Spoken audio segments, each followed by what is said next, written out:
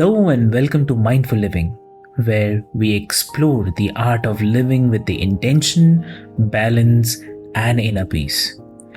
I am Avik, your host, guiding you through conversations on health, meditation, mental well being, mindfulness, and the mind body connection.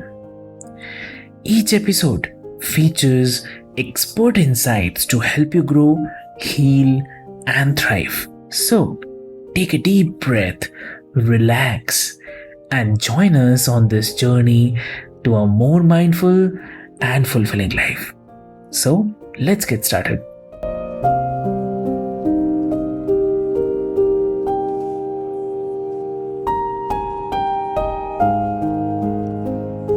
Hello and welcome, listeners, to another episode of the Mindful Living podcast.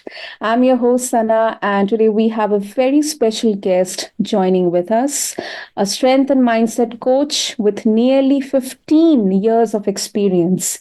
He's the owner of Breakthrough Secrets and the host of the Strength Connection podcast. Through his work, he has helped countless busy professionals find balance in their physical, mental, and spiritual strength practices, empowering them to achieve their fullest potential and live their most joyful lives. Meet Michael Kurkowski. Michael, welcome to the show. Thank you, Senna. Thanks for having me. I'm excited to chat. So, listeners, before we dive deep into today's discussion, I would love to share more about my guest with you. Michael's journey began into fitness as a young athlete and evolved into a passion for coaching and personal development, ultimately leading him to study the deeper connections between mind, body, and spirit. His approach to strength training focuses on mastery and self sufficiency, teaching people how to integrate strength into all aspects of their lives. And today on this podcast, we are going to dive into the power of strength, mindset, and the holistic connection between all the three realms mind, body, and spirit in achieving your highest potential. So let's get ready and dive deep. Okay, so Michael, of course, you have had an incredible journey in the fitness world. What first sparked your interest in fitness and the connection between strength and mindset? And how did it shape your approach to coaching? Sure. Like to bring it all the way back, I've always loved athletics growing up. I grew up with an athletic family. My sister was a phenomenal athlete. My dad was a great basketball player from New York City. And then that's how he stayed in shape, was always playing a lot of pickup basketball. So I played baseball, basketball, tennis growing up. But I was one of those kids that I enjoyed practice more sometimes than the actual games. The games were fun, but I knew early on that practice was the place that you could get better. So through training and through developing skills, that's what always seemed like it was a lot of fun for me. And then something big happened when I was 14 is I had what's called a slipped epiphysis, where my femur slipped out of my growth plate and I ended up having surgery on my hip. That actually took me out of sports, actually took me off my feet for almost 2 years, about like a year and a half. And that was an interesting time because I wasn't able to play sports and kind of got out of it for a while. But the being physically fit and building kind of the aesthetics of a strong body was always something early on that was interesting to me. And when I was 19, 20 years old, I still kind of had the pipe dream of playing professional baseball. I thought that was something that I could aspire to get to at the time, my childhood dream of playing shortstop for the Yankees. But it didn't happen that way. But during that time, I figured out like, I'm going to make a run for this. I need to get in really good shape. And that's when I really found a love for the gym, of working out, seeing the differences of not just how I looked, but how I felt. And when I inevitably moved back to New York after living in Boston and Florida for a bit, I wanted to get back in shape. And a good friend of mine who I worked with at a restaurant was also a personal trainer. And he introduced me to the world of functional movement. So assessment and actually looking at the body as a whole rather than individual parts. So this was a big first transition for me, because before I knew like working out was about muscle groups. Like you have an arm day, or you have a shoulder day, or a leg day. My first coach, he really taught me more about the body works as a whole unit in one function. And when he put me through an assessment, what I didn't realize was that I was compensating and had so many asymmetries in my movement because of this injury that I had 8 years prior. But my brain was telling my body what it thought was normal. And that's a really important point that I never realized, is that the brain and the body will compensate for issues that are going on to make it feel normal. But if this Mhm. keeps happening and you don't correct it, it's not a matter of if, it's a matter of when injuries or pain is going to pop up. So he introduced me to a whole different realm of training, really looking at it more of an athletic approach, training movement more than muscle. And from that, I felt incredible just correcting these movement compensations that I had. I didn't even realize that I didn't feel good until I Mhm. felt even better at that time. And that just spawned me into really wanting to understand more about the body and thinking, hey, maybe this is something I could do. And he eventually became the manager of a club and Mhm. was asking me, like, hey, have you ever thought about personal training before? And I was like, well, how does it work? Like, how do you actually get into it? And got my certification and started working. And from there, I just absolutely fell in love with it. I always wanted to work with people, I wanted to help people. I Mhm. eventually ended up being the manager of that club. I managed a team of 12, built a really great business, to eventually moving into some other ventures with a partner where we opened up a studio and built an Mhm. incredible small studio, which eventually led me into around the COVID times of turning into online coaching. And that's when it really changed my philosophy on coaching, of looking more of the mental side of performance as much as the physical side.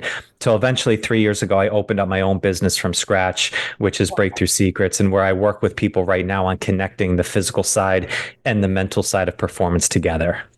Wow, that's a heck of a journey, Michael. Yeah. Thank you so much for sharing Yeah. your journey with all of It's us. been a while. It's been a long time. Yeah. So Yes. Lovely, lovely. So, Michael, in your experience, how do the physical, mental, as well as spiritual aspects of strength work together? And why is it so important to integrate all three in achieving our highest potential? sure. So I look at this from I guess, the lens of what makes somebody succeed in the long term. Okay. So if you actually look at the stats specifically in America, 5% of adults succeed long term in their health and fitness goals. We're living to the fullest, the strongest, the most happy, the most joyful that they have. Only 5% of people succeed in that, which means that in the fitness industry, we have a 95% fail rate. Most of those people are succeeding for a short period of time and then falling back into old habits. And it's this yo yo cycle back and forth of success and Mm. failure, success and failure. So that was something that came to my mind around the time of 2020 during the COVID lockdown. So a little bit of backstory. At that time, me and my team that we had an amazing studio working with kettlebell training. People were doing amazing. We had 150 members bursting out of the seams, a very small space where we were actually expanding, and we were opening up a space that was triple the size of what we had. We actually signed an agreement to go into that new space a week before the COVID lockdown happened. And then we were shut down for 9 months after that. So a lot of different changes during that time. Mm. But what happened in that spot was we built an entire online coaching business and training. We took all of our classes and we moved them onto an online platform so our members could still succeed and still do the things from home. And for a short period of time, they were doing very well, but slowly people stopped coming to classes. They stopped doing the programs.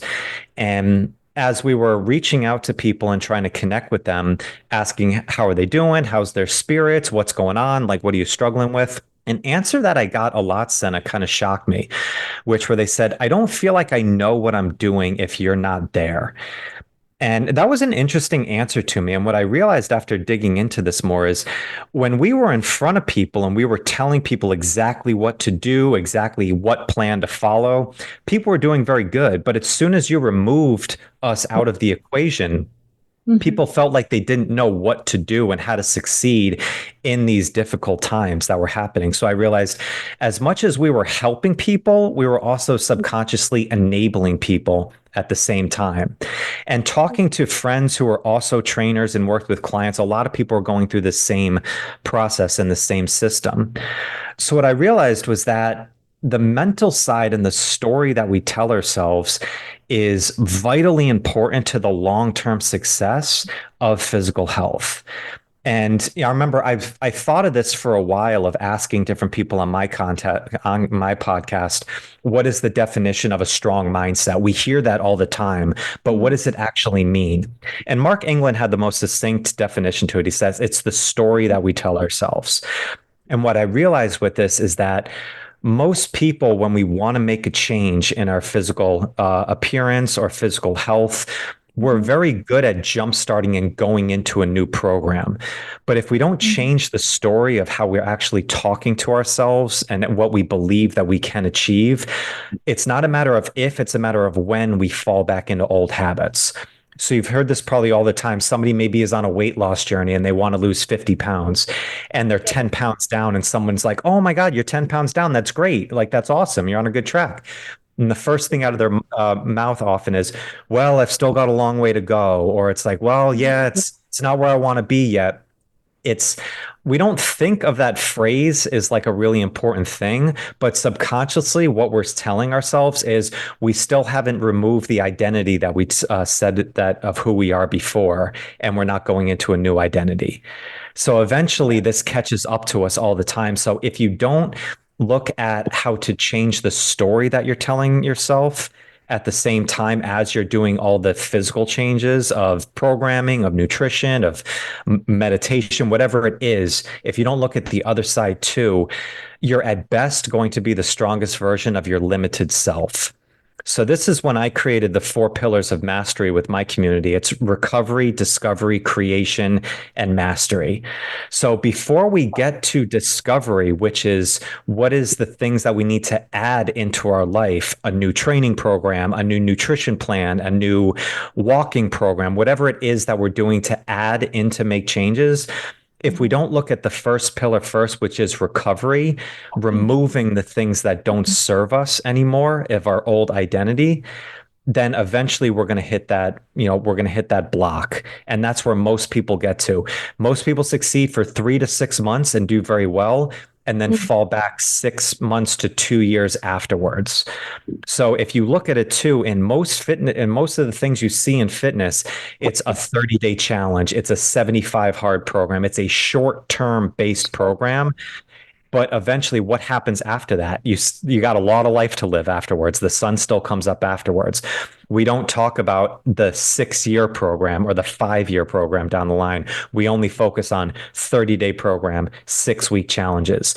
So that's when I started looking at coaching in a much different lens of I wanted to see what are the things that I can help people put into their lives to not just help them succeed for 6 weeks and make a change, but how do you get them for 5 to 6 years down the line to really make a transformation? And the definition of transformation is you can't go back to what you were before.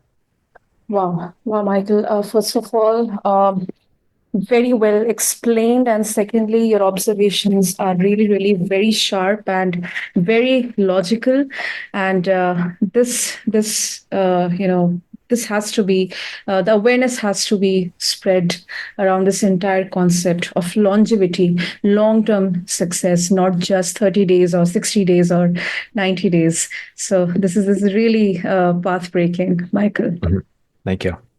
Well, so as you mentioned about mastery in your coaching, so how do you define mastery? How can people begin the process of becoming a master of their own lives through strength practice? Great question. I've pondered this a lot over the time of what is that definition of mastery. And The best one I have at the moment right now is, the Japanese term of kaizen. It's the everyday aiming to get better. Yeah. If the master knows that they actually aren't a master because there's always something that they can improve on all the time. I think Yo-Yo Ma, the famous cellist, said it when he was 90 years old and he was still, playing the cello. Yeah. And, somebody said, "Why do you still play at this age and you've done all these accomplishments?" He said, "Because I still think I'm getting better." And that's, I think, the best term of mastery. So, in physical training, why I found the programs like from Strong First and Pavel Tatsulin's methods and the hard style school of strength is that was a pathway that I found of developing mastery. So it's more than just I want to arrive at this body composition, or I want to get to this deadline and make this goal, or run the marathon, or get to this weight, whatever it is. It's more of a looking at how does strength impact everything else that I'm doing in my life? And I think this really starts with the process of goal setting. I think one of the struggles that most people have that I've worked with is we're actually not very good at the process of goal setting. You say, "What's your goal?" And then they spout it out. "I want to drop 20 pounds. I want to, get this much stronger. I want to look this way in the mirror. I want to get this promotion," whatever it is. And then immediately we go into action. But there's a lot of layers underneath that of being like, what is life about, or how is life different for you of who you are and what you can become in order and when you achieve this goal. So, Tony Robbins had that line, like, the purpose of a goal is not to achieve the goal, it's who you become to get it. So what I ask people all the time is like, okay, if you want to, these are the goals that you have. Like, all right, you want to do, this, you want to look this way, you want to feel this way, all this stuff. Okay. How is life different, and how do you go into the world differently when you achieve this goal versus how you approach it now? So that's like that's a concept of actually following a path of mastery that I think is much different. So it's looking at how is your physical training impacting the other things that you have in your life, the things that you value? How does it impact how you show up for your family, how you show up for your spouse, how you show up for work? How do you show up for your family? The things that you value the most in your life, how does improving your physical health and fitness help in that regard? And most people, we don't look at it that way. We don't think that having the body that we want, or changing our nutrition plan and eating differently, or going for walks, or changing our physical health, how does that actually impact the other things? We might know it kind of on a surface level, but when you dive deep in and you actually connect the emotions of that, of how's the relationship with your spouse and your lover going to be different if you get in the best shape that you want to be in? How do you show up to work and aim to thrive in your career by working on your physical health? And the thing is, the more you connect these things together, the more it helps you in your consistency of going forward in life. Because if you only look at your physical fitness program as just working for your physical body, it's too easy, Senna, on those days when you don't feel like doing it, to rationalize and be like, well, I look fine the way I am. I actually feel okay. Like, that's all right. Like, and you can easily just rationalize yourself into putting it off. So that's the thing. We're all great when everything aligns and everything's perfect in life, right? When you like have a goal and nothing is taking, your time, like there's no extra work obligations or family obligations, like everybody is good on their best days. How do you still stay good and you still stay consistent on the worst days that you have? That's where real success comes into play. And everybody knows, like, if you want to get to the best level that you can, you're going to have a lot more tough days or mediocre days than great days. How do you still succeed in those days? One of the best ways that you can do that and help ensure that is to connect why you're doing this work for your physical health, because it's impacting everything else. If you have a really bad day and you're exhausted and you don't feel like going into the gym, or you don't feel like grabbing your kettlebell and going for a workout, but you know that you show up better for your family or for your work or the things that you value more, it's going to be a lot easier to get yourself out of bed or get yourself to that spot and still punch the clock and get that work in. That's really profound, very empowering, Michael. Okay, so for busy professionals who are juggling multiple responsibilities, how do you recommend they create harmony in their strength practices without feeling overwhelmed or stressed or adding more already to their full plates? Yeah, beautiful. You use my favorite word there, Senna, harmony. I don't like the word balance because I think balance means that everything needs to be equal at all times. What possible? How I look at harmony is there's an analogy that I use with my client community called the highway of strength. Okay. So if you think of it in America, like we think of a 3-lane highway, right? And the left lane, that's like the fast lane. That's when you're passing other cars. You're going as fast as you can. The right lane is more of the carpool lane, right? You're not going as fast. Maybe you're going from the on ramp or the off ramp or whatever. And then the middle lane is somewhere in the middle, right? Mm. If you look at a highway, though, all the cars, they're going at different speeds, but Mhm. they're all moving forward. They're all progressing. So Wow. this is how I view scheduling routines and programs. Okay, is I look at the 3 different lanes of highway because most times we look at it like a one-way track. We look at it like a train track. I have to do my training. I have to get my nutrition in. I have to get my 10,000 steps in. I have to do my meditation practice. All these things we need to do all at one time. But then if one thing falls off track, we think that the whole train derails. It's either an all or nothing approach. How I think of it, and if you view it this way, is look at it like a highway. Okay. So, what is the thing that you want to spotlight and really emphasize improving on at the time? Maybe it's your physical training and getting stronger. Okay. That you're going to put into the left lane. Maybe you're going to put a little extra intensity or focus into your physical training. Okay. Which means that the other things that you're doing, you're not going to put those into the left lane. Maybe that's a time you put them into the middle or the right lane where you just create some non-negotiables. Maybe, yeah, it's great to do 20 minutes of meditation, but maybe you only have time for 5 minutes of a few breathing practices or breathing exercises. So what you do is if you take all the things that you want to aim for and work on, pick the one that you want to emphasize the most and put a spotlight on that. And that's when you throw it into the left lane. Okay. With busy professionals, people who own businesses, who also have families, who their time is very limited. What we look at is I also look at the seasons of life. Okay.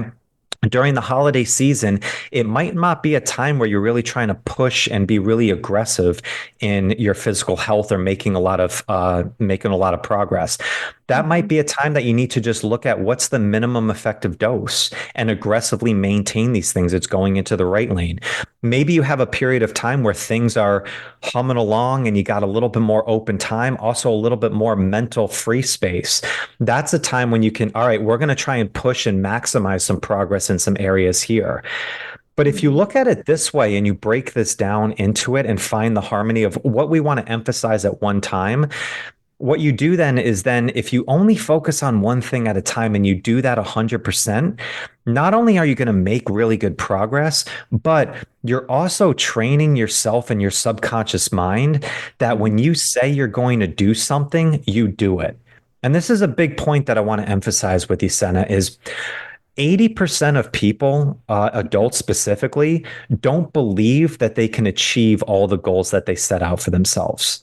So this is a big foundational step that we're talking about. You say you want to do XYZ and you want to get to the strongest self. And if you actually ask them, do you believe that you can do it? 4 out of 5 people don't fully believe that they can do it before that they can do it. And this can come from a lot of different ways. It could come from past failures. They're just their self-belief in themselves. So Mhm. if you break it down into saying, okay, no, I'm focusing on one thing and I'm going to hit it 100%, not 70%, not like good job, like you gave it your best effort and did 80%. No, what's one thing that you can hit 100% and get that down and hit that every single time? And if you do this, then you're subconsciously building this new strength that you have in your mind that when you say you're going to do something, you do it. So the next goal that you set, you're Mhm. already in a mindset that when you say you're going to do something, you're going to do it. And that's the biggest thing. If you can build that within your mental psyche, then it doesn't matter what goal you set for yourself, you've built an underlying power that you didn't have before. Wow. And you have mentioned the concept of biofeedback and intuitive training.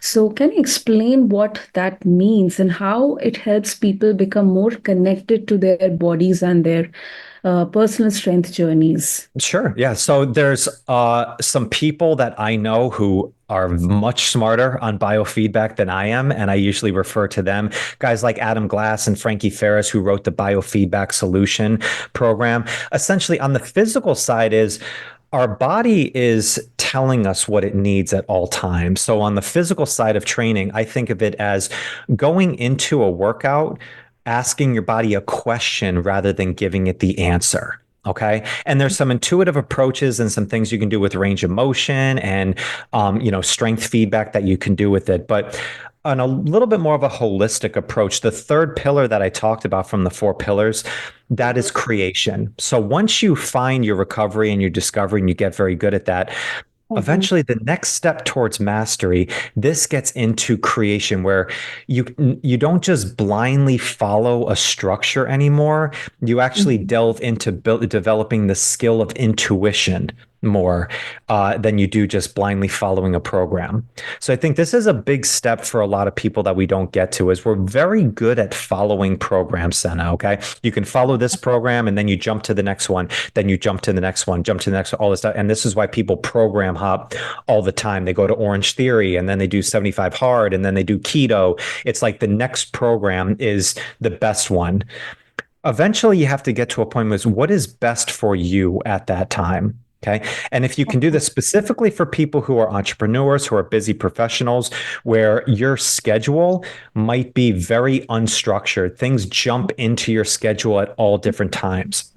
Knowing how to effectively get a 10 to 15-minute workout in, how to maximize like your time within a short block of time, focusing on things of total body movements, like knowing like your body, okay, my body's really craving more of like a press and a squat motion today, and delving into that. So the more you develop and build the skill of intuition, eventually once you get that track down, then you can mhm, get into mastery, because the ones that can create are that are the best in their fields are the ones that can create at the same time as they can follow structure. So if you think of people like LeBron James is the best basketball player ever, right? So, or mhm. one of them, him and MJ, we can always have that debate. But Yeah. when he steps on the floor, he's creating at all different times. He's not just blindly following, like, we're going to run this play and then we're going to run this play.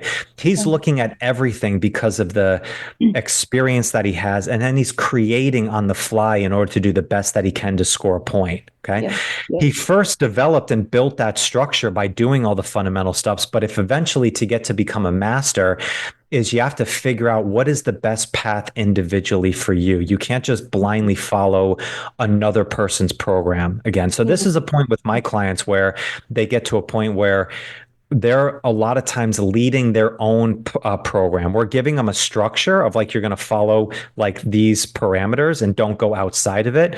But Mhm. inside of it, you want to play a little bit more. And if you do that, then you get to a point of knowing exactly what's best for you at all times, not just blindly following another master. That is true. That is true. Wow, so many takeaways from this conversation, Michael, for our listeners and for me as well.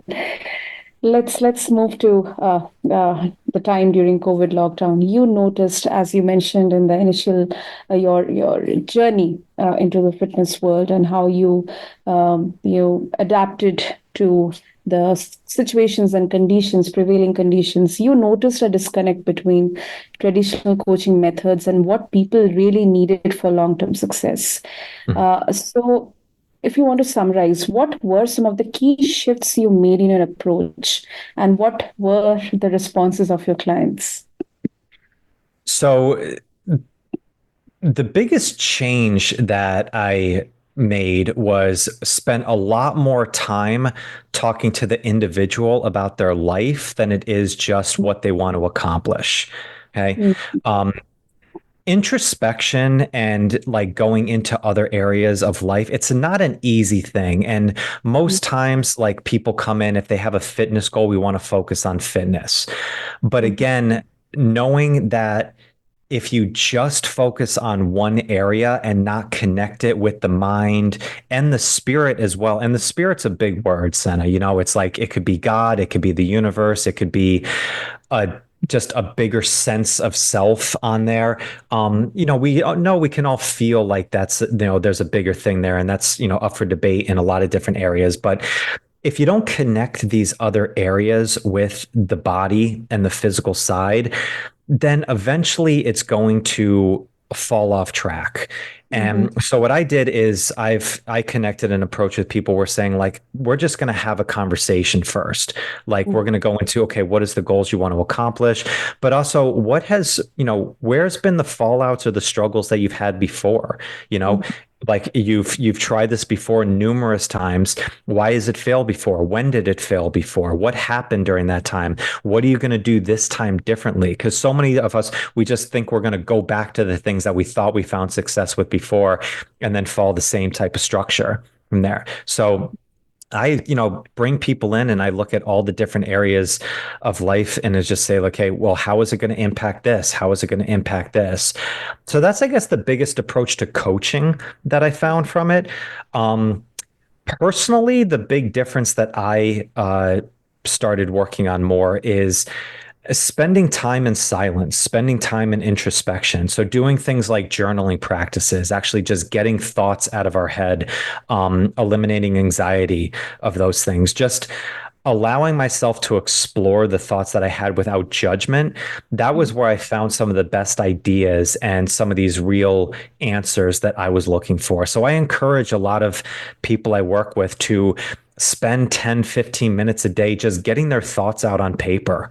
We think that our thoughts are real, but it's not. It's like a reflexive system.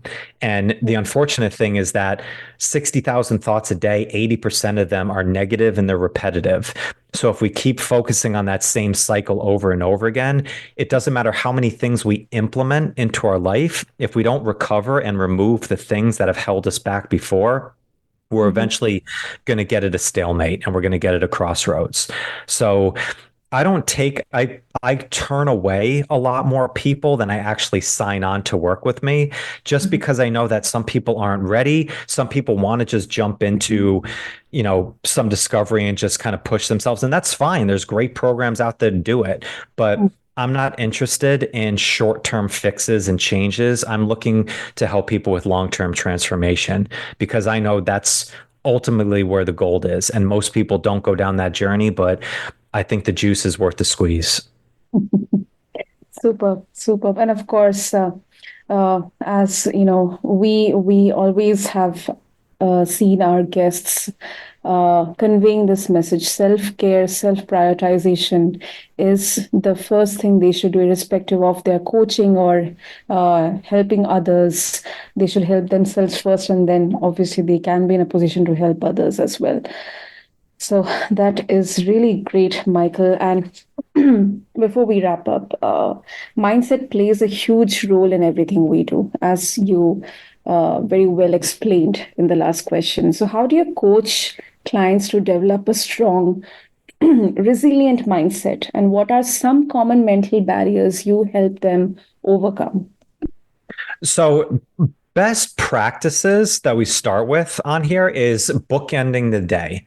So start with intentions and end with wins. Okay. So the best thing that you can do to start with the morning is just write out, what are my intentions for the day? And this isn't just a TDD list. This isn't just things I'm going to do. More think of it as, who do I want to be today? Okay, what are the things that I value the most in the characteristics and the traits that I want to be as a person? How am I going to go into this day with this? Okay. So am I going to be grateful? Am I going to be strong? Okay. Am I going to be courteous and kind? Whatever it is that really holds value to you, write out your intentions for the day. Okay. And if you have things to do, how are you going to, what is the intentions of how you're going to be when you go into these practices? Okay. And then at the end of the day, end with what went well today? What were the victories that I had today? Okay. And it might just not be I went to the gym and I, PR'd my bench press or my military press or whatever it is, or, I went to work and got in. Go throughout the day and check it out. It's like, I felt really good and really focused and energized in the presentation that I gave today. I had a beautiful, just back and forth conversation with my daughter or my son or my spouse, like all the good things that you felt really good about for the day. End with the day with that. So this is the thing, as we talked about, most of the repetitive thoughts that we have throughout the day are negative. If you close the day out with what went well, it's amazing how this happens, but like 7 to 14 days, all of a sudden you'll start to recognize the good things that are going on throughout the day a lot faster because you're going to be writing them out at the end of the day. So you'll start building and changing your neuroplasticity of looking at the positives a lot more in bold letters than you do the negatives. Okay. The common struggles that, I think we all have, it doesn't matter who we are as a human, we're oftentimes battling our self-worth. What is our purpose behind things? Our self-belief of what we can achieve. And this is a challenging thing to do because especially if you're trying to do something or achieve something that you haven't had before, then to think that what that feels like is kind of, it's not really realistic. If you say I want to make $1 million, but you've never like made any money before, you have no idea what making $1 million actually is going to feel like from there. You have an idea of what you think it's going to feel like. But at the same time, if you get in the best shape that you ever had before in your life, if you've never been there before, you haven't felt like a glimpse of that, you don't have a reference point for it. So the best way that you can do is you go on faith. Okay. So the more you have faith and strength within yourself of believing that you can achieve it, and the more you practice on that, one of the best ways to do this is asking affirmative questions. Okay. Not just spouting affirmations of I am the best or I am strong. Like those are very vague and they're not personal to you. Actually asking questions to yourself, writing it out. Why is this going to work? Why am I so strong? People say I'm charismatic. Why am I so charismatic? Or people say I have a really great sense of humor. What makes me so funny? Like the things that inherently true or the good things about it, ask those questions and explore it. The more you dive into that and you get more of an awareness behind it, the more it's going to become part of you just in your everyday life. And I think that's the key to mindset. Mindset is not just you always have positive thoughts forever. We're not robots. Like we're going to have bad days. You're going to have crappy days where you're going to feel like shit. It happens. But the more you can get yourself out of that and recognize the strength that you have and that you're working towards something and go into that faith, eventually then you're going to build those reference points. And the more reference points you build of you can achieve these things and celebrate those wins, then the more you can get to the next wins afterwards. Definitely. So, Michael, if our listeners want to connect with you and explore how you are helping with, fitness as well as holistic wellness, mind, body, and spirit, and also listen to your podcast, the Strength Connection podcast, how they can do that? All right, best place you can go is go to my website, mystrengthconnection.com. And right there's a free 5-minute video on mindset. So it's a 5-minute video about 2 practices that you can do every day to start changing your mindset. And a 30-day challenge of start working these and implementing those. That's the best thing that I can do. Along with that too, if you want to work on these practices with me, just jump onto it. I give my cell phone number out there. Just text me your intentions and your wins every day, and I will help coach you along this journey over 30 days. Okay. And there's no charge to that. That's just jump on the site and just jump into it right away. And the other thing is go to the podcast. It's called The Strength Connection. There's 260 episodes up there right now. I've had people from all walks of life and coaching, from the strength side, from the mindset side, from authors and writing creatives, spiritual gurus. I mean, everybody in different areas of strength have been on the show over the last 3 years. So tune in there, jump in and have fun with it. Lovely, lovely. We'll have all the details mentioned in the show notes. And Michael, thank you so much for joining us today and sharing your incredible, practical, logical insights on the connection between strength and mindset, and of course, the holistic approach to achieving our fullest potential. And I believe that your approach not only transforms physical health, but I deeply feel it also empowers individuals to live more mindful and lives with harmony.